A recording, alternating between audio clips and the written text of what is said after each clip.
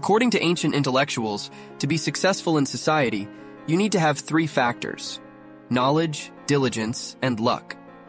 But in recent years, scientists, especially Adam Grant, author of the book Give and Take, have paid more attention to the fourth factor, which also creates differences in today's modern society. That is, how we interact with people around us, also known as social interaction. In life, work, and study, you will often choose one of two behavioral styles. First, we can try to get as many benefits for ourselves as possible, or we can try to share and contribute wholeheartedly without caring about what we get in return. Based on these two behavioral styles, Adam Grant divided people into two different groups. The first group is the takers, who believe in a competitive world where the big fish eats the small fish. Therefore, to succeed, they need to be in a higher, stronger, and more powerful position than others. Consequently, to achieve these things, the taker group always ensures that they are the ones who gain the most advantages and success in society. The second group is the givers.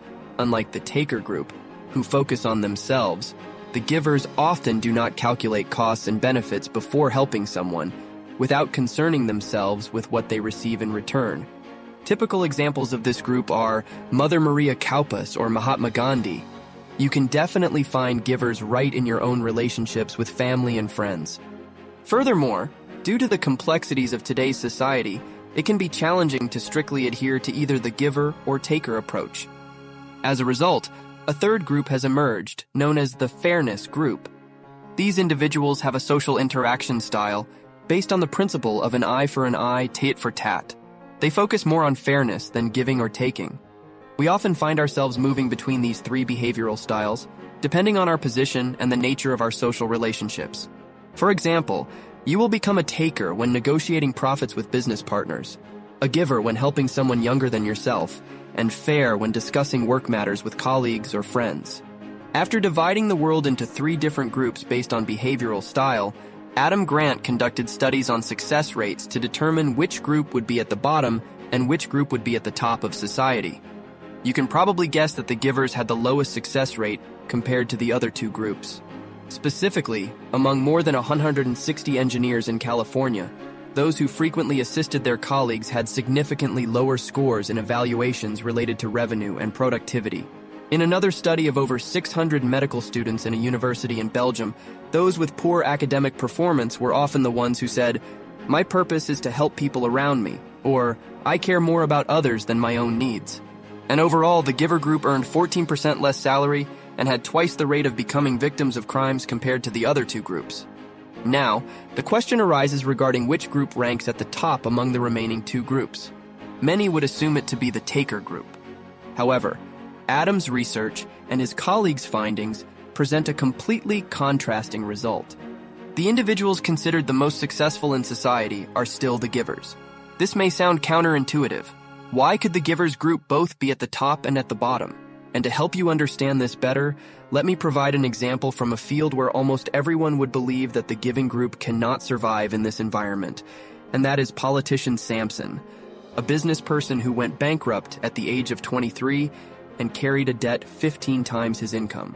After years of struggling to pay off his debts and build a career, at the age of 45, he tried to enter the United States Senate, but failed in 2 election attempts.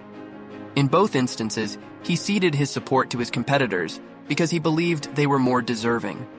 Some articles even described Samson as someone unsuitable for the political environment because he cared too much about others' thoughts, so he lacked the necessary trust to hold power.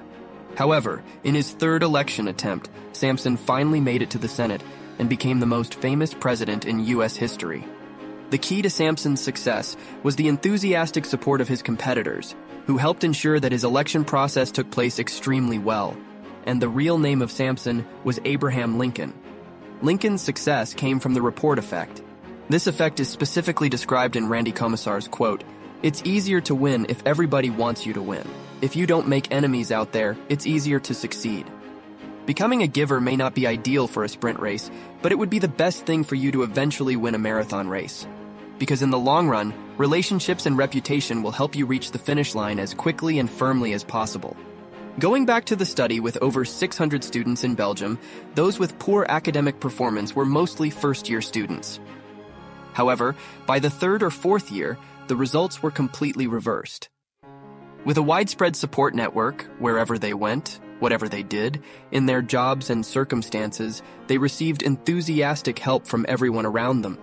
Thus, upon graduation, all these students were among the top achievers. In summary, nowadays givers are often considered naive, foolish, and easily deceived. Besides, individualism as well as competitive ideology has made the prevalence of givers in our surroundings is decreasing, as fewer people are willing to sacrifice personal interests for the common good of society. Therefore, I hope that after watching this video and reading Adam Grant's book Give and Take, you will have a different perspective on giving and taking so that we can build a better society together. And if you find this information useful, don't forget to like, subscribe, and comment your own thoughts on this topic. See you all in the next video. I'm The Simplify.